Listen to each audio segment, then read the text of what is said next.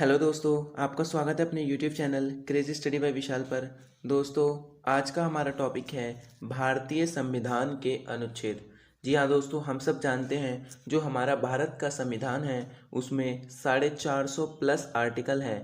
वैसे तो 360 या 61 दिखाता है, लेकिन टोटल सब आर्टिकल मिला के यानी जो उसके उप अनुच्छेद हैं उनको अगर मिलाया जाए तो टोटल 450 प्लस आर्टिकल बैठते हैं। ठीक है दोस्तों, तो आज हम इस वीडियो में वो 450 आर्टिकल भी कवर करेंगे और एक एक आर्टिकल के बारे में मैं आपको डीप में नॉलेज दूंगा ताकि आपको फिर दोबारा कोई वीडियो देखने की ज़रूरत ना पड़े। ठीक है दोस्तों, ये आज की वीडियो बहुत इंटरेस्टिंग रहने वाली है, तो बने रहिए हमारे साथ। और अगर आप इस वीडियो पर नए हैं तो वीडियो को लाइक शेयर और सब्सक्राइब करें, क्योंकि ये वीडियो बहुत मज़ेदार रहने वाली है। तो दोस्तों चलिए स्टार्ट करते हैं आज की वीडियो। दोस्तों, भारतीय संविधान का भाग एक। सबसे पहले दोस्तों, भाग का क्या मतलब है। भाग का मैं आपको सिंपल मतलब बताता हूँ। मान लो आपकी कोई बुक है, ठीक है। बुक में आपके बहुत सारे छोटे छोटे चैप्टर हैं, समझ गए दोस्तों। और उस चैप्टर्स में कुछ पॉइंट हैं। जैसे चैप्टर एक है, चैप्टर एक में पॉइंट है 1.1, 1.2, 1.3। तो दोस्तों, जो हमारा संविधान है वह एक बहुत मोटी किताब है, और उस मोटी किताब को कुछ भागों में यानी उसके कुछ चैप्टर बना दिए गए हैं। अगर सिंपल भाषा में मैं आपको समझाऊं तो उसके कुछ चैप्टर बना दिए गए हैं जिनको भाग एक का है। यानी भाग एक का मतलब चैप्टर 1, भाग 2 का मतलब चैप्टर 3।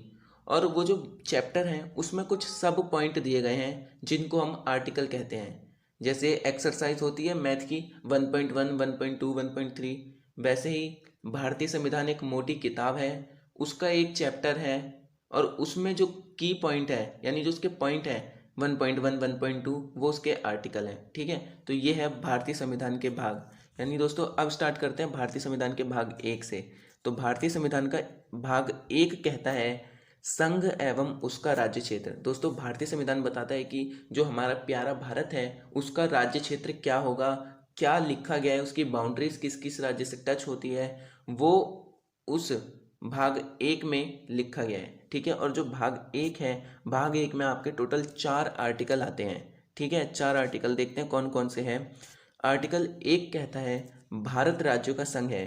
दोस्तों, वेरी इंपॉर्टेंट आर्टिकल है ये, क्योंकि कई बार ये क्वेश्चन में पूछा जाता है कि भारत राज्यों का क्या है। उसमें बहुत सारे ऑप्शन दे देता है, समूह है, विरासत है ना, ऐसे करके बहुत सारे क्वेश्चन दे देता है। तो इसका जो राइट आंसर होगा वो होगा भारत राज्यों का संघ है, जो कि काफ़ी इंपॉर्टेंट आर्टिकल है।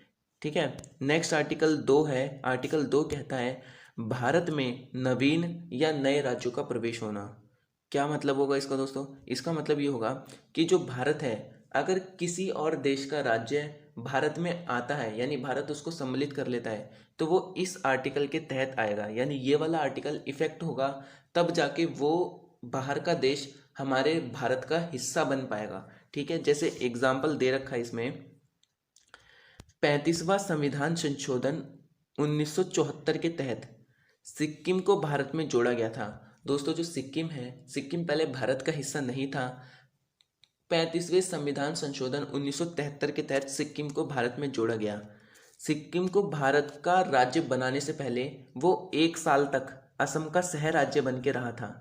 उसको डायरेक्ट भारत में राज्य नहीं बनाया था, उसको पहले असम के साथ जोड़ा गया ताकि वो जो कार्य यानी कागजी कार्यवाही चल रही थी उसको पूरा किया जा रहा था। और दोस्तों, 36वें संविधान संशोधन 1975 के तहत सिक्किम को भारत का 22वां राज्य बनाया। ये इंपॉर्टेंट टॉपिक है कि किस आर्टिकल के तहत जो सिक्किम है वो भारत में जुड़ा था, किस संविधान संशोधन के तहत जुड़ा था, और कौन से नंबर का राज्य बना था। तो आर्टिकल 2 के तहत सिक्किम भारत में जुड़ा था, है ना। 36वां संविधान संशोधन 1975 के तहत जो है सिक्किम भारत में जुड़ा था, और 22वां राज्य बना था सिक्किम भारत का। ठीक है, यानी इससे पहले 21 राज्य और थे हमारे भारत में। फिर धीरे धीरे धीरे धीरे करके कई राज्य सम्मिलित होते गए, जैसे अभी जम्मू और कश्मीर व लद्दाख 2 यूनियन टेरिटरीज बनाई गई हैं। ठीक है, नेक्स्ट है आर्टिकल 3। आर्टिकल 3 कहता है भारत की सीमा के अंदर किसी नए राज्य का प्रवेश होना। ये क्या कहता है दोस्तों? इसका मतलब है जो हमारा पूरा प्यारा भारत है, अगर इस भारत के अंदर कोई भी नया राज्य बनता है, ठीक है। जैसे ये राज्य हैं, इसके अगर कोई टुकड़े होते हैं, यानी एक राज्य दो टुकड़ों में टूटता है, यानी नए राज्य का निर्माण होता है, तो वो इस आर्टिकल के तहत होगा। यानी इस आर्टिकल में वो सारे प्रावधान लिखे हैं कि एक नए राज्य को कैसे बनाया जा सकता है, एक नया राज्य कब बन सकता है, ठीक है। तो इसका राइट आंसर होगा भारत की सीमा के अंदर किसी नए राज्य का बनना, आर्टिकल 3। जैसे एग्जाम्पल दे रखा है, 30 अक्टूबर 2019 को भारत के राज्य जम्मू कश्मीर को अलग करके दो केंद्र शासित प्रदेश जम्मू कश्मीर और लद्दाख बनाए गए थे। हम सब जानते हैं दोस्तों, जो पहले जम्मू कश्मीर है वो पूरा एक राज्य था, लेकिन अब जो जम्मू कश्मीर है वो दो केंद्र शासित प्रदेशों में टूट चुका है, जिसका है पहला जम्मू व कश्मीर और दूसरा है लद्दाख। इसके टूटने से दोस्तों कई सारी चीज़ें हैं जो बदल गई हैं, ठीक है। नेक्स्ट क्वेश्चन है आर्टिकल 4। आर्टिकल 4 कहता है अनुच्छेद 1, 2, 3 का पालन करने के लिए किसी संविधान संशोधन की आवश्यकता नहीं है, उसे केवल एक बिल मान के बदला जा सकता है। दोस्तों जो हमारा आर्टिकल 1, आर्टिकल 2, आर्टिकल 3 है, उसको फॉलो करने के लिए कोई संविधान संशोधन की आवश्यकता नहीं है। ये नहीं कि अगर कोई एक राज्य आ रहा है तो हम संविधान संशोधन करें, फिर अगला राज्य आ रहा है तो हम संविधान संशोधन करूँ, नहीं। हम उसको एक बिल मान के उसको सीधा पारित कर सकते हैं, संसद में ले जाके सबसे अप्रूवल दिलवा के हम उसको पारित कर सकते हैं, ठीक है। तो ये संसद को अधिकार है कि वह आर्टिकल 1, 2, 3 में परिवर्तन कर सकती है, वो भी एक बिल मान के, ठीक है। नेक्स्ट भाग 2। दोस्तों जो संविधान का भाग 2 है वो हमें नागरिकता के विषय में बताता है, और इसमें जो है टोटल 5 से लेके 11 आर्टिकल है, यानी 5 से लेके 11 तक इसमें आर्टिकल आते हैं। अब आर्टिकल 5 क्या कहता है, नागरिकता की परिभाषा, यानी जो आर्टिकल 5 है वो हमारी नागरिकता की परिभाषा देता है, ठीक है। आर्टिकल 6 क्या कहता है, विभाजन के समय पाकिस्तान से भारत आने वाले लोगों की नागरिकता के विषय में बताता है। यानी जब हमारे देश का विभाजन हो रहा था 1947 में, तो जो पाकिस्तान से भारत आए थे वो इस आर्टिकल के तहत आए थे, यानी उनका जो प्रावधान है वो इस आर्टिकल में है, ठीक है। आर्टिकल 7 क्या कहता है, विभाजन के समय भारत से पाकिस्तान जाने वाले लोग, यानी दोस्तों जो भारत से पाकिस्तान गए थे, जब 1947 में विभाजन हो रहा था तो लोग पाकिस्तान से भारत आ रहे थे, भारत से पाकिस्तान आ रहे थे, तो उसके विषय में आर्टिकल 6, आर्टिकल 7 में बताया गया है उनकी नागरिकता के विषय में, ठीक है। नेक्स्ट आर्टिकल है इसमें आर्टिकल 8, जो कि भारतीय मूल के लोगों के लिए प्रावधान करता है। भारतीय मूल का मतलब है दोस्तों NRI, यानी नॉन रेजिडेंट इन इंडिया, जो होते भारतीय हैं लेकिन विदेशों में रहते हैं, भारत में उनका आना जाना होता रहता है कभी कभार, तो उनके विषय में जो प्रावधान किए गए हैं वो आर्टिकल 8 में किए गए हैं। आर्टिकल 9 में क्या किया गया है, आर्टिकल 9 में नागरिकता का निलंबन किया गया है। दोस्तों वेरी वेरी इंपॉर्टेंट आर्टिकल है, कई बार क्वेश्चन पेपर में आ चुका है कि किस आर्टिकल के तहत एक व्यक्ति को नागरिकता को निलंबन किया जा सकता है। तो दोस्तों आर्टिकल 9 है वो ये अधिकार देती है कि भारत सरकार चाहे तो किसी भी व्यक्ति की नागरिकता को निलंबित कर सकती है, लेकिन वो ऐसे ही किसी की नागरिकता को निलंबित नहीं करेगी जब तक वह दिवालिया ना हो, जब तक वह देशद्रोही ना हो, या कुछ अन्य काम जो इस आर्टिकल में लिखे हैं वो ना करे, ठीक है। आर्टिकल 10 कहता है नागरिकता का अधिकार, यानी दोस्तों हमारी जो नागरिकता है उसके अधिकारों के बारे में आर्टिकल 10 में लिखा गया है, ठीक है। नेक्स्ट आर्टिकल है आर्टिकल 11। आर्टिकल 11 क्या कहता है, संसद को अधिकार है कि वह नागरिकता कानून में संशोधन कर सकती है। जी बिल्कुल, जो वर्तमान में CAA हुआ था, वर्तमान नहीं मतलब पिछले साल CAA और NRI का जो बहुत केस चल रहा था वो इस आर्टिकल के तहत हुआ था कि जो संसद है वो नागरिकता कानून में संशोधन कर सकती है, और उसने किया था, जिसकी वजह से बहुत हंगामा हुआ था और काफ़ी लोग धरने पर बैठ गए थे, ठीक है। नेक्स्ट है इसमें दोस्तों भारतीय संविधान का भाग 3। दोस्तों भारतीय संविधान का भाग 3 बताता है हमारे मौलिक अधिकारों के बारे में, यानी जो व्यक्ति के मौलिक अधिकार हैं उनको भाग 3 में लिखा गया है, जिसमें बहुत सारे आर्टिकल आते हैं, ठीक है दोस्तों। इसमें कम से कम 12 से 35 आर्टिकल आते हैं, यानी 12 से 35 तक के जो आर्टिकल हैं वो हम इसमें पढ़ेंगे। और दोस्तों ये जो मौलिक अधिकार है इसको USA यानी अमेरिका से लिया गया है। दोस्तों जो हमारे मौलिक अधिकार हैं पहले इसके विषय में जान लेते हैं थोड़ा। मौलिक अधिकार, मौलिक अधिकारों की प्रथम मौखिक मांग किसने की थी, तो इसका राइट आंसर होगा एनी बेसेंट, यानी दोस्तों जो first women president of Indian national Congress थी, उन्होंने फर्स्ट मौखिक मांग की थी मौलिक अधिकारों की। लेकिन औपचारिक यानी ऑफिशियल यानी लिखित, ये मांग की थी मोतीलाल नेहरू ने 1928 में नेहरू रिपोर्ट के अंदर। ठीक है। और दोस्तों कराची में 1931 में कांग्रेस का अधिवेशन हो रहा था, तो जो कांग्रेस थी उसने अपना हाथ खड़ा किया कि उनको फंडामेंटल राइट चाहिए। उन्होंने डिमांड की कि हमें क्या चाहिए, फंडामेंटल राइट्स चाहिए। उसके बाद गांधी जी 1931 में लंदन में द्वितीय गोलमेज सम्मेलन में गए, जहां पर उन्होंने मौलिक अधिकारों की बात रखी, लेकिन उनकी बात किसी ने नहीं सुनी और वह असफल रहे। फिर स्वतंत्रता आंदोलन की तेजी को देखते हुए अंग्रेज हार गए और 1945 में उन्होंने पंडित तेज बहादुर सप्रू समिति का गठन किया, जिसमें हमें मौलिक अधिकार प्रदान किए गए। ठीक है, तो 1945 में हमें मौलिक अधिकार प्रदान किए गए थे। ठीक है, अब चलो देखते हैं दोस्तों आर्टिकल 12 क्या कहता है। आर्टिकल 12 कहता है राज्य की परिभाषा, यानी जो राज्य की परिभाषा है वो आर्टिकल 12 कहता है। इतना इम्पोर्टेंट नहीं है, आने वाले इम्पोर्टेंट होंगे। आर्टिकल 13 क्या कहता है, संसद को अधिकार है कि वह मौलिक अधिकारों की मूल संरचना को परिवर्तन किए बिना संशोधन कर सकती है। तो संसद है वह मौलिक अधिकारों की मूल संरचना को परिवर्तित किए बिना उनमें संशोधन या परिवर्तन कर सकती है। ठीक है, अब जो है दोस्तों इसमें समानता का अधिकार आ रहा है, और समानता का जो अधिकार है उसमें 14 से 18 आर्टिकल हैं, यानी 14 से 18 आर्टिकल तक हमें समानता के बारे में बताया गया है। ठीक है, आर्टिकल 14 क्या कहता है, आर्टिकल 14 कहता है विधि के समक्ष समानता, यानी दोस्तों जो कानून है, कानून के समक्ष सबको इक्वल माना जाएगा, केवल दो व्यक्ति को छोड़ के, भारत के राष्ट्रपति और राज्यों के गवर्नर, जिनको आर्टिकल 361 के तहत विशेष प्रावधान देते हुए इसमें सम्मिलित नहीं किया गया। यानी भारत के राष्ट्रपति और राज्यों के गवर्नर को भारत का नागरिक माना जाएगा, लेकिन एक समान नागरिक नहीं माना जाएगा, उनको कुछ स्पेशल पावर्स दी गई है। ठीक है, नेक्स्ट आर्टिकल है आर्टिकल 15, जिसमें कहा गया है धर्म, जाति, मूल वंश, लिंग और जन्म स्थान के आधार पर भेदभाव नहीं किया जा सकता। यानी दोस्तों इन सब चीज़ों के आधार पर आप भेदभाव नहीं कर सकते। ठीक है, आर्टिकल 16 क्या कहता है, आर्टिकल 16 लोक नियोजन के अवसर, रोजगार की समानता उपलब्ध कराना। यानी दोस्तों जो लोक नियोजन यानी जो कार्य करने के जो अवसर हैं वो समान अवसर उपलब्ध कराना। ऐसा नहीं कि किसी वर्ग के लोगों को ज़्यादा पोस्ट दे देना और किसी वर्ग के लोगों को कम पोस्ट देना। जो संविधान में लिखा हुआ है उसके तहत उनको पोस्ट का बंटवारा करना होगा।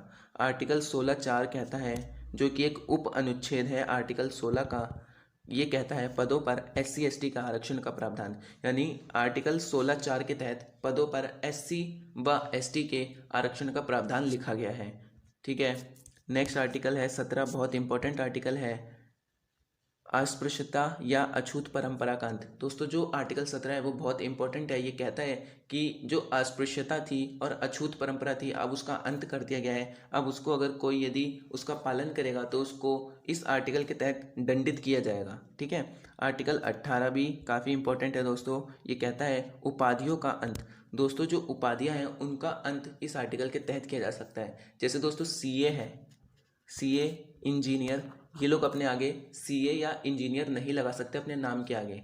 इसको दोस्तों कानूनी तौर पर गलत माना गया है, लेकिन फिर भी लोग करते हैं। इसमें दोस्तों कुछ लोगों को, यानी जो आर्टिकल 18 है, आर्टिकल 18 में कुछ लोगों को छूट दी गई है। जैसे जो रक्षा का क्षेत्र होता है हमारा डिफेंस सेक्टर, जैसे मेजर, कर्नल, जनरल, इन सबको छूट दी गई है कि ये अपने नाम के आगे लगा सकते हैं। जैसे मेजर लिखना है ना, कर्नल लिखना ही लिख सकते हैं। और दोस्तों जो डॉक्टरेट होते हैं, यानी डॉक्टर नहीं दोस्तों, डॉक्टर भी नहीं लगा सकते, डॉक्टरेट जो PhD करते हैं वो अपने नाम के आगे ये डॉक्टरेट लगा सकते हैं। ठीक है, नेक्स्ट आर्टिकल है इसमें दोस्तों आर्टिकल 19, जो कि हमारे स्वतंत्रता का अधिकार देता है। दोस्तों स्वतंत्रता का अधिकार हमारे 19 से 22 आर्टिकल तक है। ठीक है, तो आर्टिकल 19 बताता है, अनुच्छेद 19 में विभिन्न प्रकार की स्वतंत्रता के बारे में बताया गया है। तो दोस्तों देखते हैं कौन कौन सी स्वतंत्रता है। पहला है 19(1) यानी अनुच्छेद 19(1), इसमें बोलने की स्वतंत्रता, मीडिया की स्वतंत्रता और झंडा फहराने की स्वतंत्रता के विषय में बताया गया है। ठीक है दोस्तों, यानी इस आर्टिकल के तहत हमें इतनी स्वतंत्रता दी गई है। आर्टिकल 2, आर्टिकल 19(2), इसके अंदर शांतिपूर्वक एवं निःशस्त्र सम्मेलन करने की स्वतंत्रता के विषय में बताया गया है। जी दोस्तों, जो वर्तमान में या हाल ही की बात करूं, इसमें किसानों ने शांतिपूर्वक व निःशस्त्र सम्मेलन किया था, वो इस आर्टिकल के तहत उन्होंने किया था। नेक्स्ट आर्टिकल है आर्टिकल 19(3). 19(3) बताता है दोस्तों संघ या समूह बनाने की स्वतंत्रता, यानी जो भारत है, भारत में हम कहीं भी संघ या समूह बना सकते हैं, ठीक है। 19(4) कहता है भारत में कहीं भी विचरण करने की स्वतंत्रता, यानी दोस्तों पूरा जो हमारा प्यारा भारत है, हम पूरे प्यारे भारत में कहीं भी जा सकते हैं, ठीक है। उत्तर, दक्षिण, पूर्व, पश्चिम, किसी भी दिशा में हम जा सकते हैं, हमें नहीं रोका जा सकता। आर्टिकल 19(5) कहता है भारत में कहीं भी निवास करने की स्वतंत्रता, यानी दोस्तों जो हमारा प्यारा भारत है, हम उसमें कहीं भी निवास कर सकते हैं, ठीक है। अब दोस्तों जो आर्टिकल 20 है, आर्टिकल 20 कहता है अपराध में दोष सिद्धि के संदर्भ में संरक्षण दिया गया है, यानी दोस्तों जब कोई अपराधी अपराध कर देता है तो उसके लिए भी कुछ प्रावधान किए गए हैं, यानी वो अपना दोष सिद्ध कर सके, जैसे अपने लिए वकील चुन सके, अगर एक न्यायालय ने उसको फैसला सुना दिया तो उससे बड़ी न्यायालय में अपील कर सके, ठीक है दोस्तों। ये इस आर्टिकल के तहत आता है। Article 21 very very important article है दोस्तों, प्लीज़ इसको थोड़ा ध्यान से लेना।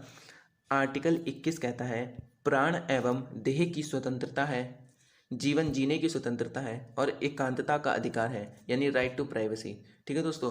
जो आर्टिकल 21 है वो हमें ये सारे अधिकार प्रदान करता है, जिसमें इंपॉर्टेंट है राइट टू प्राइवेसी, प्राण एवं देह की स्वतंत्रता और जीवन जीने की स्वतंत्रता, ठीक है। कोई हमसे ये अधिकार नहीं छीन सकता, ये हमारा मौलिक अधिकार है। आर्टिकल 21 जो काफ़ी महत्वपूर्ण है, आर्टिकल 21 भी इम्पोर्टेंट है दोस्तों। आर्टिकल 21 कहता है इसको 88वां संविधान संशोधन 2002 के तहत जोड़ा गया था। इसमें लिखा है 6 से 14 वर्ष के बच्चों के लिए मुफ्त एवं अनिवार्य शिक्षा का प्रावधान है, यानी दोस्तों जो 6 से 14 वर्ष के हमारे नन्हे मुन्ने बच्चे हैं, हमें उनको शिक्षा देनी चाहिए जब तक वह अपनी उम्र 14 वर्ष तक ना कर ले, ये अनिवार्य शिक्षा है। उसके बाद भी माता पिता का कर्तव्य होता है कि वे अपने बच्चों को पढ़ाएं लिखाएं, उनका जीवन सुधारें, ठीक है। आर्टिकल 22 कहता है गिरफ्तारी के संदर्भ में संरक्षण। दोस्तों जब व्यक्ति की गिरफ्तारी होती है तो उसके लिए भी कुछ संरक्षण किए गए हैं, यानी उसके लिए भी कुछ छूट दी गई है, जो आर्टिकल 22 में है। अब दोस्तों आर्टिकल 23 जो शोषण के विरुद्ध अधिकार में आता है, यानी दोस्तों जो शोषण का विरुद्ध अधिकार है उसमें दो आर्टिकल हैं, आर्टिकल 23 और आर्टिकल 24। तो आर्टिकल 23 क्या कहता है? आर्टिकल 23 कहता है मानव तस्करी व बलात् श्रम पर प्रतिबंध, यानी दोस्तों जो मानव तस्करी यानी ह्यूमन ट्रैफिकिंग होती है उस पर, और बलात् श्रम यानी जबरन जो काम करवाते हैं, बंधुआ मजदूरी जो होती थी दोस्तों पहले, उस पर आर्टिकल 23 के तहत प्रतिबंध लगा दिया गया है। यदि अगर उसे कोई करेगा तो उसको दंडित किया जाएगा इस आर्टिकल के तहत, ठीक है। आर्टिकल 24 क्या कहता है? बाल श्रम पर प्रतिबंध का प्रावधान। तो दोस्तों जो बाल श्रम है हमने पढ़ा था 21A में, जो 6 से 14 वर्ष के बच्चे हैं उनको अनिवार्य शिक्षा देना ही माता पिता का कर्तव्य है और वो उनका अधिकार है। तो इस आर्टिकल 24 में जो बाल श्रम है उस पर प्रतिबंध है, उनको आर्टिकल 21 में पढ़ाइए लिखाइए और उनका जीवन सुधारिए, ठीक है। अब है दोस्तों आर्टिकल 25, और आर्टिकल 25 में आता है धार्मिक स्वतंत्रता का अधिकार, यानी जो धार्मिक यानी धर्म चुनने की स्वतंत्रता है दोस्तों, वो इस आर्टिकल के तहत है और इसमें 25 से लेके 28 आर्टिकल आते हैं, ठीक है। तो आर्टिकल 25 कहता है भारत में किसी भी धर्म एवं उसके रिवाजों को मानने की स्वतंत्रता है, ठीक है दोस्तों। जो आर्टिकल 25 है वो ये बताता है कि आप भारत में, प्यारे भारत में किसी भी धर्म को अपना सकते हैं, चाहे आप किसी भी धर्म के हो फिर भी आप कोई भी अपना धर्म अपना सकते हैं। आर्टिकल 26 कहता है धार्मिक कार्यक्रम एवं धार्मिक सम्मेलन करने की स्वतंत्रता, यानी आर्टिकल 26 के तहत धार्मिक कार्यक्रम व धार्मिक सम्मेलन करने की स्वतंत्रता है, ठीक है दोस्तों। आर्टिकल 27 क्या कहता है? आर्टिकल 27 कहता है भारत में प्रत्येक धार्मिक आय को कर फ्री माना जाएगा। जो भारत की जो मंदिर होते हैं, मस्जिद होते हैं, उनमें जो चंदा जाता है दोस्तों उस पर कोई टैक्स नहीं लगता, वो कर फ्री होती हैं, जो इस आर्टिकल के तहत हैं, ठीक है दोस्तों। आर्टिकल 28 में लिखा हुआ है दोस्तों भारत के किसी भी शैक्षणिक संस्थान में धार्मिक शिक्षा नहीं दी जा सकती। दोस्तों मतलब जो पहले गुरुकुल होते थे, है ना, और कई मदरसे होते थे, उसमें कोई धार्मिक शिक्षा नहीं दी जा सकती। लेकिन इसी आर्टिकल में एक एक्सेप्शन दे रखा है, जो भारत के अल्पसंख्यक हैं उनको अधिकार है कि वे अपने लिए धार्मिक शैक्षणिक संस्थान स्थापित कर सकता है। अल्पसंख्यक का मतलब होता है दोस्तों जिनकी संख्या भारत में कम है, यानी कुछ ही हिस्से में वो लोग रहते हैं, वो अपने लिए धार्मिक या शैक्षणिक संस्थान स्थापित कर सकते हैं जो उनको पढ़ाएगी। ठीक है। नेक्स्ट आर्टिकल है दोस्तों आर्टिकल 29, और इसके अंदर आता है संस्कृति एवं शैक्षणिक अधिकार, यानी सांस्कृतिक व शैक्षणिक अधिकार आता है, जिसके अंदर दो आर्टिकल हैं, आर्टिकल 29 व आर्टिकल 30। आर्टिकल 29 कहता है कि संस्कृति प्राप्त करने का अधिकार है, यानी प्रत्येक व्यक्ति को भारत की संस्कृति प्राप्त करने का अधिकार है, चाहे वह भारत का व्यक्ति हो या ना हो। ठीक है। आर्टिकल 30 कहता है कि शिक्षा प्राप्त करने का अधिकार है। दोस्तों जो 21A पढ़ा था, जिसमें लिखा था 6 से 14 वर्ष के बच्चों को अनिवार्य शिक्षा देना माता पिता का कर्तव्य है, तो उसी में आर्टिकल 30 आता है जो कहता है कि शिक्षा प्राप्त करने का अधिकार है।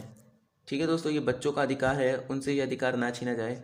वहीं आर्टिकल 31 कहता है दोस्तों, आर्टिकल 31 कहता है इसको अनुच्छेद 19(1) में परिवर्तन कर दिया गया है। यानी दोस्तों जो 19(1) जो हमने स्वतंत्रता पढ़ा था, जिसमें वाक की स्वतंत्रता, प्रेस की स्वतंत्रता और झंडा फहराने की स्वतंत्रता थी, उसके बारे में लिखा हुआ था।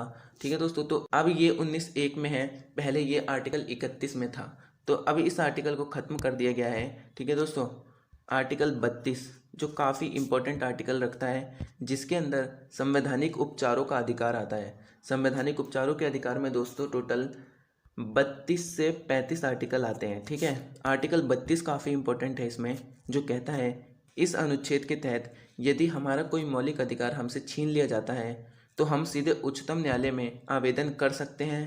ठीक है दोस्तों, हम सीधे उच्च न्यायालय में आवेदन कर सकते हैं, है ना। इसके तहत सुप्रीम कोर्ट 5 तरह के रिट या परमादेश या समादेश जारी करता है। रिट का मतलब दोस्तों सम्मन से होता है। ठीक है। अब इसका मतलब क्या है, अगर हमारा कोई मौलिक अधिकार, यानी मान ले हमारी कोई स्वतंत्रता हमसे छीन लेता है, तो हम सीधा सुप्रीम कोर्ट जा सकते हैं, उनको कह सकते हैं कि हमसे हमारी स्वतंत्रता छीनी गई है, आप हमारा केस दायर करें। तो सुप्रीम कोर्ट बिना कुछ करे आपका केस दायर कर लेगा। आपको ना हाई कोर्ट में जाने की ज़रूरत पड़ेगी, ना डिस्ट्रिक्ट कोर्ट में जाने की ज़रूरत पड़ेगी। आप सीधा सुप्रीम कोर्ट, जो भारत का सर्वोच्च न्यायालय है, वहाँ जा सकते हैं। और इसके तहत दोस्तों सुप्रीम कोर्ट 5 तरह की रिट जारी करता है, जो काफ़ी इम्पोर्टेंट रिट है। पहली है बंदी प्रत्यक्षीकरण। ये वाली इम्पोर्टेंट है क्योंकि एग्ज़ाम में अक्सर यही पूछी जाती है कि वह कौन सी रिट है जो व्यक्ति की स्वतंत्रता से रिलेटेड है। तो स्वतंत्रता से संबंधित जो रिट है दोस्तों वो यही है। इसके तहत व्यक्ति को बंदी बना लिया जाता है। ठीक है दोस्तों, अगली रिट जो जारी करता है वो है परमादेश। अगली रिट है उत्प्रेषण। 4th है निषेध और 5th है अधिकार परीक्षा। यानी ये 5 रिट जारी करने का अधिकार केवल सुप्रीम कोर्ट के पास है। ये 5 रिट प्लस जो और कोई रिट होगी वो भी सुप्रीम कोर्ट जारी कर सकता है। लेकिन दोस्तों जो हमारा हाई कोर्ट है, हाई कोर्ट इन 5 रिट को कभी जारी नहीं कर सकता। ये अधिकार केवल सुप्रीम कोर्ट के पास होता है। ठीक है दोस्तों, तो ये 5 तरह की जो रिट हैं ये केवल सुप्रीम कोर्ट ही जारी कर सकता है। ये थी दोस्तों आज की वीडियो। मिलते हैं नेक्स्ट वीडियो में, और नेक्स्ट वीडियो में कवर करेंगे हम इसके आगे के जो अनुच्छेद या आर्टिकल बचे हैं उनको। दोस्तों अगर आपको वीडियो पसंद आए तो वीडियो को लाइक, शेयर और सब्सक्राइब करें। मिलते हैं नेक्स्ट वीडियो में जो कि जल्द ही आएगी। आर्टिकल 33 कहता है दोस्तों, यानी अनुच्छेद 33, संसद भी अनुच्छेद 33 के अंतर्गत कानून बनाकर उनकी सेवाओं का समुचित निर्वहन सुनिश्चित करने तथा अनुशासन के रखरखाव के लिए भारतीय सेनाओं और पुलिस बल के सदस्यों के मूल अधिकारों के अनुप्रयोग को प्रबंधित कर सकती है। यानी दोस्तों जो हमारे पुलिस बल है ना, और सेना के जो बड़े बड़े कर्मचारी हैं वो अपने अधिकारों का गलत प्रयोग ना करें, इसलिए जो संसद है आर्टिकल 33 के तहत उनके जो अधिकार हैं उनको उनका अनुप्रयोग करने से बचा सकती है, उनमें संशोधन कर सकती है। ठीक है। आर्टिकल 34 कहता है यह 1948 के संविधान का भाग नहीं था। इसको 14 और 16 नवंबर 1949 में अपनाया गया था। यानी दोस्तों जब मूल संविधान बन रहा था तब ये इसका भाग नहीं था। इसको 14 और 16 नवंबर 1949 को अपनाया गया था। इसका संबंध मार्शल लॉ से है। मार्शल लॉ वो होता है दोस्तों जब एक सेना किसी दूसरे देश पर आक्रमण करती है और उसको जीत लेती है। जब वो उस देश को जीत लेती है तो वहाँ पे मार्शल लॉ लगा देती है ताकि जो वहाँ की जनता है वो विद्रोह ना कर सके। ठीक है। नेक्स्ट आर्टिकल है आर्टिकल 35। आर्टिकल 35 कहता है यह अनुच्छेद विभिन्न प्रकार के विशेष अधिकार प्रदान करने की बात कहता है। जैसे आर्टिकल 35A, आर्टिकल 35A है, इसके द्वारा जम्मू और कश्मीर को विशेष प्रावधान दिए गए थे जिसको 30 अक्टूबर 2019 को ख़त्म करके 2 केंद्र शासित प्रदेश बनाए गए। यानी जो जम्मू कश्मीर था उसको 30 अक्टूबर 2019 को ख़त्म कर दिया गया। अब उसको 2 केंद्र शासित, एक राज्य से सीधा 2 केंद्र शासित प्रदेश बना दिए गए हैं, जम्मू कश्मीर और लद्दाख। ठीक है, अब आता है संविधान का भाग 4। संविधान का भाग 4 जो है वो नीति निर्देशक तत्वों से संबंधित है। ठीक है दोस्तों, नीति निर्देशक तत्व अगर मैं अपनी भाषा में कहूँ तो इसका मतलब है कि जो राज्य है, राज्य को हमारा नौकर बना दिया। यानी हम ऐसे याद रख सकते हैं, मैंने ऐसे याद रखा है कि जो राज्य है, राज्य अभी हमारे लिए काम करेगा, वो हमारा नौकर बन चुका है। ठीक है, आगे जाके हम भी उसके नौकर बनेंगे जब हम मौलिक कर्तव्य पढ़ेंगे। ठीक है, तो ये ऐसे आप याद रख सकते हैं। पहला नीति निर्देशक तत्व यानी आर्टिकल 36 है, इसमें नीति निर्देशक तत्वों की परिभाषा दी गई है कि क्या नीति निर्देशक तत्व होते हैं, क्यों होते हैं, किसके लिए होते हैं, इन सब के बारे में बताया गया है। आर्टिकल 37 में क्या कहा गया है, संसद को अधिकार है कि वह नीति निर्देशक तत्वों में संशोधन कर सकती है। जो हमारी संसद है वो हमारे नीति निर्देशक तत्वों में संशोधन कर सकती है। संसद जो है क्या नहीं कर सकती, सब कुछ कर सकती है संशोधन। आर्टिकल 38, यह राज्य का कर्तव्य है कि वह सामाजिक और राजनीतिक और आर्थिक कार्यक्रम का संचालन नागरिकों के हितों के लिए करे तथा राज्य की आय असमानता को कम करें। जो राज्य में असमानता हो जाती है, यानी कोई अमीर है तो बहुत अमीर है, कोई गरीब है तो बहुत ही गरीब है, तो उसको कम करना भी राज्य का कर्तव्य है, राज्य को ये करना है।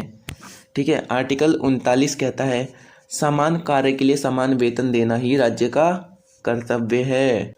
आर्टिकल 39A कहता है समान आय और निशुल्क विधिक सहायता प्रदान करना, यानी जो समान आय है वो प्रदान करना और निशुल्क विधिक यानी कानूनी सहायता प्रदान करना, जैसे पुलिस हो गया है ना, कोर्ट में फ्री वकील हो गए, ये प्रदान करना। आर्टिकल 39B कहता है लोक व्यवस्था एवं नियंत्रण बनाए रखना, यानी लोक व्यवस्था को बनाना और नियंत्रण बनाना भी राज्य का कर्तव्य है। आर्टिकल 39C कहता है धन का समान वितरण, धन का समान बंटवारा ही राज्य का कर्तव्य है।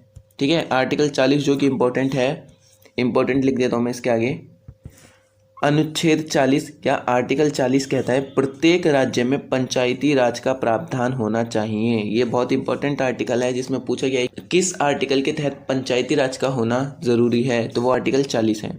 आर्टिकल 41 आ रहा है जो कह रहा है कि कार्य पाने का अधिकार, यानी जो राज्य में जितने भी लोग हैं सबको कार्य पाने का अधिकार है और सरकार सबको कार्य प्रोवाइड करवाए।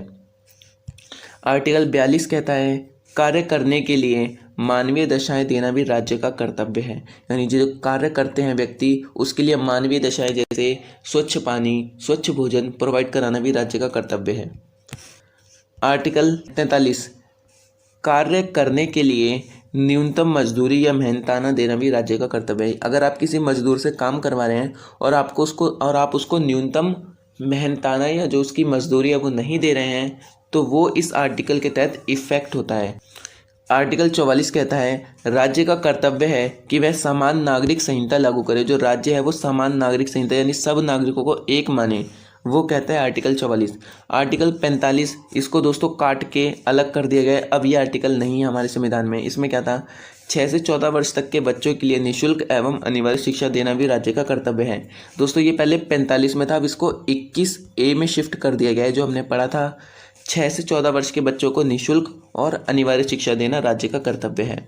आर्टिकल 46 आ रहा है जो कह रहा है कि आर्थिक एवं शैक्षणिक विकास करें, है ना, किनका, अनुसूचित जाति एवं जनजाति के लोगों के लिए। जो अनुसूचित जाति यानी SC और ST है उनके लिए आर्थिक एवं शैक्षणिक विकास करना राज्य का कर्तव्य है।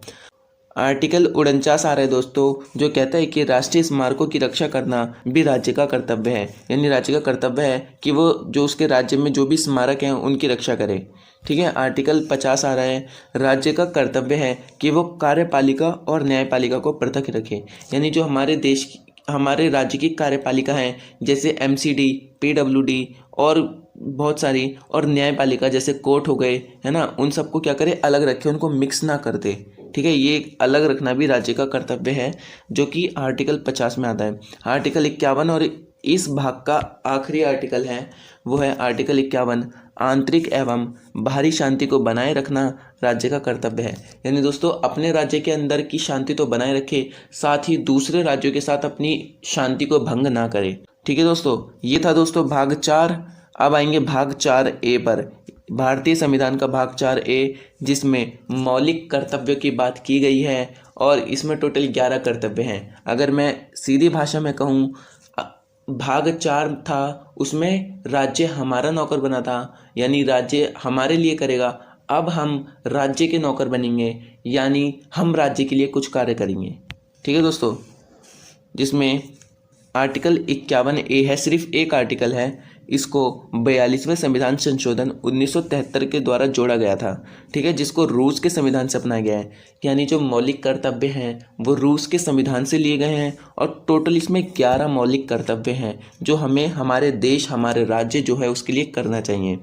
पहला क्या है, प्रत्येक नागरिक का यह कर्तव्य होगा कि वह संविधान का पालन करे, सबसे बड़ा कर्तव्य है, और उसके आदर्शों, संस्थाओं, राष्ट्रध्वज और राष्ट्रगान का आदर करे। ठीक है दोस्तों, नेक्स्ट है, स्वतंत्रता के लिए हमारे राष्ट्रीय आंदोलन को प्रेरित करने वाले उच्च आदर्शों को हृदय में संजोए रखे और उनका पालन करें। ठीक है दोस्तों, नेक्स्ट है इसमें, भारत की संप्रभुता, एकता और अखंडता की रक्षा करे और उसे अक्षुण्ण रखे, यानी उसे बनाए रखे। और अगला है इसमें, देश की रक्षा करे, काफ़ी इंपॉर्टेंट है। नेक्स्ट है इसमें, भारत के सभी लोगों में समरसता और समान भ्रातृत्व यानी समान बंधुत्व की भावना का निर्माण करें। नेक्स्ट है इसमें, भारत के सभी लोगों में समरसता और समान भ्रातृत्व यानी समान भाईचारा की भावना का निर्माण करें। अगला है, हमारी सामाजिक संस्कृति की गौरवशाली परंपरा को महत्व समझे और उसका निर्माण करें, यानी जो अभी तक हमारी परंपराएं चलती आ रही हैं उनको बनाए रखें। ठीक है दोस्तों, नेक्स्ट है, प्राकृतिक पर्यावरण की रक्षा करें और उसका संवर्धन करें। ठीक है, नेक्स्ट है, वैज्ञानिक दृष्टिकोण और ज्ञानार्जन की भावना का विकास करें। अगला है, सार्वजनिक संपत्ति को सुरक्षित रखें, जो सरकार की संपत्ति होती हैं जैसे बसें तोड़ना उनको ना तोड़ें, ट्रेनें जलाना उनको ना जलाएं। अगला है, व्यक्तिगत एवं सामूहिक गतिविधियों के सभी क्षेत्रों में उत्कर्ष की ओर बढ़ने का सतत प्रयास करें। अगला है दोस्तों, माता पिता या संरक्षक द्वारा 6 से 14 वर्ष के बच्चों हेतु प्राथमिक शिक्षा प्रदान कराना। ये दोस्तों हमने 21A में भी पढ़ा था, जिसमें 6 से 14 वर्ष के बच्चों के लिए अनिवार्य एवं निःशुल्क शिक्षा दी गई थी। वही माता पिता का कर्तव्य है कि वो अपने बच्चों को पढ़ाए लिखाए, उनका भविष्य बनाए। अब दोस्तों 51A के बाद जो है आर्टिकल 52 डिस्कस करेंगे, जो कि भाग 5 में आता है। ठीक है दोस्तों, आर्टिकल 52 क्या कहता है दोस्तों, यह आर्टिकल भारत में राष्ट्रपति पद के होने की व्याख्या करता है। यानी दोस्तों जो भारत में राष्ट्रपति का पद है वह इसी आर्टिकल के तहत है। अगर हम इस आर्टिकल को हटा देंगे तो भारत में जो राष्ट्रपति होने का पद है वह भी समाप्त हो जाएगा। ठीक है दोस्तों, तो ये बताता है आर्टिकल 52। उसके बाद आर्टिकल 53 क्या कहता है, आर्टिकल 53 देखिए दोस्तों, दो बातें कहता है। संघ की कार्यपालिका की सभी शक्तियां राष्ट्रपति में निहित होती हैं। दोस्तों जो राष्ट्रपति है उसमें जो संघ है हमारा, जो कि पूरा भारत है, उसकी जो कार्यपालिका की सारी शक्तियां हैं, ठीक है दोस्तों, वो किस में है, राष्ट्रपति में होती हैं सारी शक्तियां। ठीक है, उसके बाद दोस्तों विधि के तहत संघ का जो अध्यक्ष होगा वह राष्ट्रपति होगा। दोस्तों अगर हम लीगली देखें तो जो संघ का अध्यक्ष होता है वो राष्ट्रपति होता है। अभी भी दोस्तों हमारा जो राष्ट्रपति है उसी के नाम से हम वर्ल्ड के जो इतने सारे कंट्रीज हैं उनके साथ जो है व्यापार करते हैं या ट्रेड करते हैं। ठीक है दोस्तों, प्रधानमंत्री के नाम से इसमें हम ट्रेड नहीं करते। जो भारत का राष्ट्रपति है उसी के नाम से, उसी के सिग्नेचर होते हैं दोस्तों, तभी जो है हम कोई चीज खरीदते हैं या बेच पाते हैं। ठीक है दोस्तों, आर्टिकल 54 कहता है दोस्तों राष्ट्रपति का चुनाव इसी आर्टिकल में आता है। दोस्तों जो राष्ट्रपति का चुनाव होता है कि राष्ट्रपति जो है चुनाव की एक प्रक्रिया द्वारा नियुक्त किया जाएगा, वो इसी आर्टिकल के तहत बताया गया है और ये काफ़ी बड़ा आर्टिकल है, इसीलिए मुझे इसको शॉर्ट में लिखना पड़ा। वैसे ही आपके एग्जाम में नहीं आएगा, लेकिन अपनी नॉलेज के लिए दोस्तों आपको याद रखना है। आर्टिकल 55 जो कि काफ़ी इंपॉर्टेंट आर्टिकल है, आर्टिकल 55 दोस्तों कहता है राष्ट्रपति के चुनाव की विधि इस आर्टिकल के तहत आती है। दोस्तों जो राष्ट्रपति का चुनाव होता है वह किस विधि के द्वारा होता है, वो इस आर्टिकल में आती है, जो कि एकल संक्रमणीय अप्रत्यक्ष मतदान प्रणाली द्वारा होता है। दोस्तों ये थोड़ा गलत हो गया, इसको आप अप्रत्यक्ष कर लेना। एकल संक्रमणीय अप्रत्यक्ष मतदान प्रणाली द्वारा दोस्तों जो है इसका चुनाव होता है। ठीक है दोस्तों, तो ये जो है दोस्तों ये इंपॉर्टेंट है, आप इसको याद रख लेना कि किस विधि के तहत दोस्तों राष्ट्रपति का चुनाव होता है। तो दोस्तों जो ये मतदान प्रणाली है, एकल संक्रमणीय अप्रत्यक्ष मतदान प्रणाली, इसके द्वारा ही राष्ट्रपति का चुनाव होता है। उसके बाद दोस्तों आर्टिकल 56 कहता है राष्ट्रपति के कार्यकाल के बारे में इस आर्टिकल में बताया गया है राष्ट्रपति शपथ ग्रहण करने से 5 वर्ष तक का संघ का प्रमुख होता है। यानी दोस्तों राष्ट्रपति का जो कार्यकाल होता है, कितने साल के लिए वह नियुक्त होगा, वो इस आर्टिकल में भर भर के लिखा हुआ है। ठीक है दोस्तों, उसके बाद जो है राष्ट्रपति ना दोस्तों से लेके 5 वर्ष तक का जो है संघ का प्रमुख होता है। यानी जिस दिन वो शपथ लेगा उसके 5 वर्ष तक वह संघ का प्रमुख कहलाएगा। ठीक है दोस्तों, उसके बाद दोस्तों आर्टिकल 57 भी आता है। इसमें दोस्तों लिखा है प्रोविजन ऑफ री इलेक्शन ऑफ प्रेसिडेंट, यानी प्रेसिडेंट का जो दोबारा से चुनाव होता है वो इसी आर्टिकल के तहत आता है। ठीक है दोस्तों, आर्टिकल 58 कहता है दोस्तों राष्ट्रपति के पद के लिए जितनी भी योग्यताएं होती हैं वह इस आर्टिकल में बताई गई हैं कि राष्ट्रपति के पद के लिए आपके पास क्या क्या होना चाहिए। दोस्तों आप भी जो है राष्ट्रपति बन सकते हैं, बस आप इन सारी चीज़ों को फॉलो करने चाहिए। ठीक है दोस्तों, सबसे पहली योग्यता दोस्तों इसमें होती है भारत का नागरिक होना चाहिए। कोई भी व्यक्ति दोस्तों अगर सरकारी काम कर रहा है तो उसे भारत का नागरिक जरूर होना चाहिए।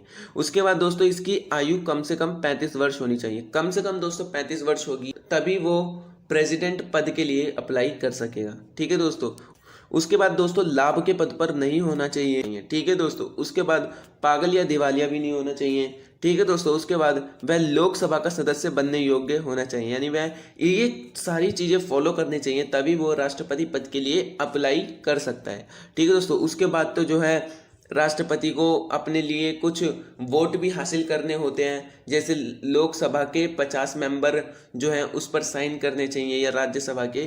ठीक है दोस्तों, तो बहुत सारी चीज़ें होती है राष्ट्रपति से रिलेटेड। आगे देखते हैं। उसके बाद दोस्तों आर्टिकल 59 आता है जो कि कहता है राष्ट्रपति के कार्यालय की शर्त। दोस्तों जो राष्ट्रपति का कार्यालय होगा वो कहाँ होगा उसके बारे में भी आर्टिकल में लिखा गया है। कहाँ होना चाहिए दोस्तों, सबसे पहले राष्ट्रपति कार्यालय सदैव राष्ट्रीय राजधानी और सर्वोच्च न्यायालय के समीप होना चाहिए।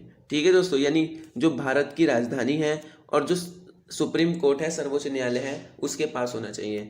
राष्ट्रपति संसद के किसी भी सदन का सदस्य नहीं होना चाहिए। दोस्तों जो राष्ट्रपति होगा वो संसद के किसी भी सदन का सदस्य नहीं होगा। हम लोग जानते हैं संसद जो है दोस्तों वो 2 सदन में बटी हुई है, लोकसभा और राज्यसभा। ठीक है दोस्तों, तो जो राष्ट्रपति किसी भी सदन का सदस्य नहीं होगा। उसके बाद दोस्तों इसके वेतन एवं भत्तों में कोई कमी नहीं होनी चाहिए। राष्ट्रपति के वेतन और भत्तों में जिंदगी में कभी कोई कमी नहीं होती। ठीक है दोस्तों, उसके बाद दोस्तों जो है travel allowance and government resident जो है इसको प्राप्त होता है, जो कि हम सब जानते हैं राष्ट्रपति भवन में जो है राष्ट्रपति रुकता है। ठीक है दोस्तों, जहाँ पर राष्ट्रपति भवन में सबसे पहले लॉर्ड इरविन रहा था। लॉर्ड इरविन दोस्तों हमारा वायसराय था और यह जो है राष्ट्रपति भवन में रहा था 1926 से लेके 1931 तक। ठीक है दोस्तों, उसके बाद दोस्तों आर्टिकल 60 आता है जो कि काफ़ी इंपॉर्टेंट है अभी आने वाले 2 आर्टिकल। आर्टिकल 60 कहता है दोस्तों राष्ट्रपति के शपथ लेने की व्याख्या इस आर्टिकल में की गई है। ठीक है दोस्तों, तो जो राष्ट्रपति शपथ लेता है वो इसी आर्टिकल के तहत लेता है। में पूछा जा चुका है कि किस आर्टिकल के तहत राष्ट्रपति जो है शपथ लेता है। ठीक है दोस्तों, तो जो आर्टिकल 60 है उसके द्वारा राष्ट्रपति शपथ लेता है और जो भारत का मुख्य न्यायाधीश होता है यानी सुप्रीम कोर्ट का जो सुप्रीम जज होता है, प्रमुख जज होता है, वो इसको शपथ दिलाता है। ठीक है दोस्तों, ऐसा नहीं है कि पुराना राष्ट्रपति दिलाता होगा, वो नहीं है। जो भारत का मुख्य न्यायाधीश होता है वो इसको शपथ दिलाता है राष्ट्रपति को। ठीक है, उसके बाद दोस्तों अगला इंपॉर्टेंट आर्टिकल है आर्टिकल 61 जो कि राष्ट्रपति पर महाभियोग होने का दावा करता है। यानी दोस्तों जो राष्ट्रपति है, राष्ट्रपति को उसके पद से निकाल देना ही महाभियोग कहलाता है। ठीक है दोस्तों, उसका जो 5 वर्ष का कार्यकाल है उसके पूरे होने से पहले ही राष्ट्रपति को उसके पद से निष्कासित करवा देना या कर देना महाभियोग कहलाता है। दोस्तों जब राष्ट्रपति पर महाभियोग लगता है ना, तो उसका जो केस संभालता है वो अटॉर्नी जनरल ऑफ इंडिया। ठीक है दोस्तों, आपने नाम सुना होगा, ये कई ने पहली बार सुना होगा लेकिन मेनली सबने सुना है। अटॉर्नी जनरल ऑफ इंडिया दोस्तों भारत का जो राष्ट्रपति होता है उस पर जब महाभियोग लगता है तो उसका जो केस है दोस्तों वो यही संभालता है। दोस्तों ये जो अटॉर्नी जनरल ऑफ इंडिया होता है ये हमारा सर्वोच्च विधि अधिकारी होता है और ये अंतर्राष्ट्रीय न्यायालय में जो है हमारा एडवोकेट होता है। ठीक है दोस्तों, आर्टिकल 62 की बात करते हैं दोस्तों। राष्ट्रपति का रिक्त पद पुनः 6 महीनों के भीतर भरा जाना चाहिए। यानी दोस्तों जो आर्टिकल 62 है वह ये कहता है कि राष्ट्रपति का पद जो है वो 6 महीने के भीतर भर जाना चाहिए। ठीक है दोस्तों, आर्टिकल 63 की बात करते हैं। आर्टिकल 63 भारत का एक उपराष्ट्रपति होगा इसके संबंध में व्याख्या करता है। यानी आर्टिकल 52 जो है दोस्तों वो राष्ट्रपति के बारे में बताता है, आर्टिकल 63 जो है दोस्तों वो उपराष्ट्रपति के बारे में बताता है। ठीक है दोस्तों, ये आर्टिकल आपको याद रखना है, काफ़ी इंपॉर्टेंट है। उसके बाद दोस्तों आर्टिकल या अनुच्छेद 64 आता है जो कि कहता है भारत का उपराष्ट्रपति संसद के उच्च सदन का पदेन सभापति होता है। ठीक है दोस्तों, जो उपराष्ट्रपति होता है वो संसद का जो उच्च सदन, दोस्तों हम जानते हैं संसद में 2 सदन होते हैं, लोकसभा राज्यसभा। लोकसभा को दोस्तों निम्न सदन कहते हैं और राज्यसभा को उच्च सदन कहते हैं। तो उच्च सदन का जो पदेन सभापति होता है वो कौन होता है? उपराष्ट्रपति। ठीक है दोस्तों, आर्टिकल 65 की बात करेंगे। आर्टिकल 65 कहता है दोस्तों राष्ट्रपति की अनुपस्थिति में उपराष्ट्रपति ही राष्ट्रपति का कार्यभार संभालेगा। यानी दोस्तों जिस समय भारत में भारत का राष्ट्रपति नहीं होगा तो जो उपराष्ट्रपति होता है वह ही राष्ट्रपति के सारे काम करता है, उसको सारी पावर दी जाती है। ठीक है दोस्तों, उसके बाद आर्टिकल 66 कहता है दोस्तों इसमें उपराष्ट्रपति का निर्वाचन की व्याख्या की गई है। दोस्तों जो उपराष्ट्रपति का निर्वाचन होता है वो आर्टिकल 66 के तहत होता है। इसके बारे में पूरी व्याख्या जो है लिखी गई है। इतना इंपॉर्टेंट नहीं है, आपको याद करने की जरूरत नहीं है, बस समझने की जरूरत है। ठीक है दोस्तों, उसके बाद दोस्तों आर्टिकल 67 आता है जो कि कहता है इसमें उपराष्ट्रपति के कार्यकाल की व्याख्या की गई है जो कि 5 वर्ष होता है। ये भी दोस्तों आपको याद करने की जरूरत नहीं है, बस समझ लेना कि जो उपराष्ट्रपति का कार्यकाल होता है वो भी 5 वर्ष होता है और जो अभी हमने पढ़ा था कि राष्ट्रपति का कार्यकाल वो भी 5 वर्ष का होता है। ठीक है दोस्तों, उसके बाद दोस्तों आर्टिकल 67A आता है, आर्टिकल 67A। इस अनुच्छेद के अंतर्गत उपराष्ट्रपति अपना त्यागपत्र राष्ट्रपति को दे सकता है। काफी इंपॉर्टेंट आर्टिकल है दोस्तों। ये पूछा जाता है कि किस आर्टिकल के तहत उपराष्ट्रपति अपना त्यागपत्र, अपना रिजाइन लेटर जो है राष्ट्रपति को दे सकता है। तो आर्टिकल 67A के तहत जो है उपराष्ट्रपति अपना रिजाइन जो है राष्ट्रपति को देता है। ठीक है दोस्तों, उसके बाद दोस्तों आता है आर्टिकल 67B। आर्टिकल 67B दोस्तों ये कहता है इसके अंतर्गत उपराष्ट्रपति का पद से निष्कासन के बारे में बताया गया है कि उपराष्ट्रपति का पद का निष्कासन है वो किस किस तरह हो सकता है। ठीक है दोस्तों, इसी आर्टिकल में दोस्तों जो है उपराष्ट्रपति की योग्यताएं भी बताई गई है कि क्या क्या योग्यताएं होनी चाहिए उपराष्ट्रपति बनने के लिए। सबसे पहला वह भारत का नागरिक होना चाहिए। आयु दोस्तों जो उसकी एज है वो कम से कम 35 वर्ष होनी चाहिए। दोस्तों कभी कभार जो है एज से भी पूछ लेता है कि राष्ट्रपति बनने के लिए न्यूनतम आयु कितनी चाहिए। तो दोस्तों न्यूनतम आयु जो है 35 वर्ष चाहिए। अगर व्यक्ति 35 वर्ष का नहीं होगा तो वो उपराष्ट्रपति या राष्ट्रपति पद के लिए अप्लाई नहीं कर सकता। उसके बाद दोस्तों लाभ के पद पर ना हो। ठीक है दोस्तों, जो राष्ट्रपति उपराष्ट्रपति है वो लाभ के पद पर ना हो। उसके बाद वह राज्यसभा का सदस्य बनने की योग्यता रखता हो। यानी दोस्तों जो राज्यसभा है उसका जो है सदस्य बनने की योग्यता रखनी चाहिए। ठीक है दोस्तों, होना नहीं चाहिए, मतलब इसमें दोस्तों सदस्य होना नहीं चाहिए, बस योग्यता रखता हो। ठीक है दोस्तों, उसके बाद दोस्तों आर्टिकल 68 आता है। आर्टिकल 68 कहता है दोस्तों उपराष्ट्रपति के पद में रिक्ति को भरने के लिए निर्वाचन करने और समय और आकस्मिक रिक्ति को भरने के लिए निर्वाचित व्यक्ति की पदावधि। दोस्तों ये आर्टिकल इतना इंपॉर्टेंट नहीं है, बस आपको ये समझना है कि ये आर्टिकल कहता है उपराष्ट्रपति का दोस्तों जो रिक्त पद है उसको जल्दी भरने के लिए और निर्वाचन में समय और आकस्मिक रिक्ति को भरने के लिए निर्वाचित व्यक्ति की पदावधि करनी चाहिए जो इन सारे कामों को देखे। ठीक है दोस्तों, उसके बाद आर्टिकल 69 आता है दोस्तों। ये काफ़ी इंपॉर्टेंट आर्टिकल है, ये कई बार पूछा जा चुका है। उपराष्ट्रपति की शपथ। दोस्तों उपराष्ट्रपति की शपथ जो है आर्टिकल 69 में आती है ना दोस्तों। और जो उपराष्ट्रपति को शपथ है वह राष्ट्रपति द्वारा दिलाई जाती है। ठीक है दोस्तों, इसमें आपको कंफ्यूज नहीं होना है। राष्ट्रपति को शपथ दिलाता है भारत का मुख्य न्यायाधीश। उपराष्ट्रपति को शपथ दिलाता है राष्ट्रपति। ठीक है दोस्तों, तो ये जो है आपको याद रखना है। आर्टिकल 69 काफ़ी इंपॉर्टेंट आर्टिकल है। उसके बाद आर्टिकल 70 आता है दोस्तों, अनुच्छेद 70, अन्य आकस्मिकताओं में राष्ट्रपति के कर्तव्यों का निर्वहन। दोस्तों अगर कभी आकस्मिकता पड़े, कभी इमरजेंसी पड़े, तो जो राष्ट्रपति के कर्तव्य होते हैं उसका निर्वहन जो है उपराष्ट्रपति करेगा। ठीक है दोस्तों, उसके बाद दोस्तों आर्टिकल 71 आता है, अनुच्छेद 71 71, उपराष्ट्रपति की रिक्त पद पुनः ये तुरंत भरा जाना चाहिए। दोस्तों जो उपराष्ट्रपति का रिक्त पद है वो तुरंत भरा जाना चाहिए। उपराष्ट्रपति के निर्वाचन को यह कहकर रद्द नहीं किया जा सकता कि वह संसद में कम सदस्य मौजूद थे।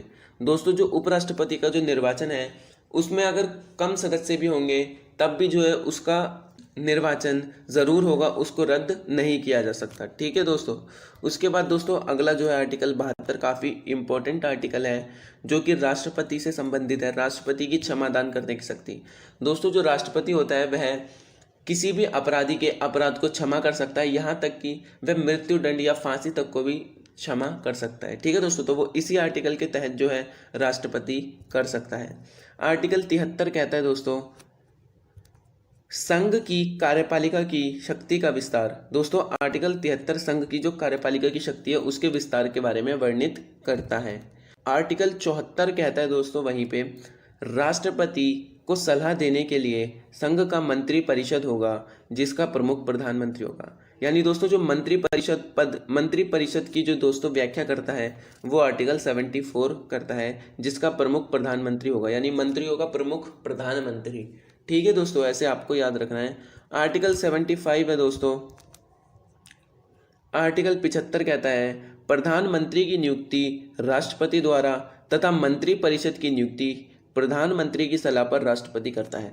दोस्तों ये लाइन तो आप क्लियर समझ गए होंगे कि प्रधानमंत्री की जो नियुक्ति है दोस्तों राष्ट्रपति के द्वारा की जाती है। ऐसा नहीं है कि दोस्तों सीधा राष्ट्रपति आया और किसी को भी उठा के प्रधानमंत्री बना देगा। दोस्तों हम सब जानते हैं प्रधानमंत्री के लिए जो है चुनाव होते हैं, लेकिन नियुक्ति का मतलब दोस्तों यहाँ पे शपथ दिलाने से है कि राष्ट्रपति के अंडर जो है दोस्तों प्रधानमंत्री शपथ लेता है। ठीक है दोस्तों, और जो बाकी मंत्री परिषद की नियुक्ति जो है दोस्तों वो प्रधानमंत्री की सलाह पर राष्ट्रपति करता है। ठीक है दोस्तों, जिन जिन व्यक्ति को प्रधानमंत्री बोलेगा कि इनको मंत्री बनाना है, राष्ट्रपति उन्हीं लोगों को मंत्री बनाएगा, वह अपनी तरफ से कुछ नहीं करता। ठीक है दोस्तों, ये थे दोस्तों आज के आर्टिकल, और इसके आगे की जो आर्टिकल है दोस्तों वो आने वाली वीडियो में जल्द ही करेंगे। दोस्तों ये वीडियो काफ़ी इंपॉर्टेंट वीडियो है और बहुत इंफॉर्मेटिव वीडियो है दोस्तों, तो दोस्तों ज़्यादा से ज़्यादा अपने दोस्तों में इसको शेयर करना, क्योंकि दोस्तों ये सारे आर्टिकल जो है हम एक से लेके जितने भी आर्टिकल हैं दोस्तों हम इसमें कवर करेंगे, धीरे धीरे सारे आर्टिकल जो है कवर कर लेंगे, और आपके एग्जाम में दोस्तों जो आर्टिकल से रिलेटेड क्वेश्चन पूछे जाते हैं उसमें जो है आप अच्छा स्कोर कर सके। ठीक है दोस्तों, ये थी दोस्तों आज की वीडियो। दोस्तों वीडियो पसंद आए तो उसको लाइक ज़रूर करना और चैनल को सब्सक्राइब करे बिना दोस्तों मत जाना, क्योंकि हम आपको ऐसे ही वीडियो अच्छी इन्फॉर्मेशन जो है आपको प्रोवाइड कराते रहेंगे। ठीक है दोस्तों, मिलते हैं नेक्स्ट वीडियो में दोस्तों। वीडियो पसंद आए तो उसको लाइक शेयर और सब्सक्राइब ज़रूर करना। धन्यवाद दोस्तों।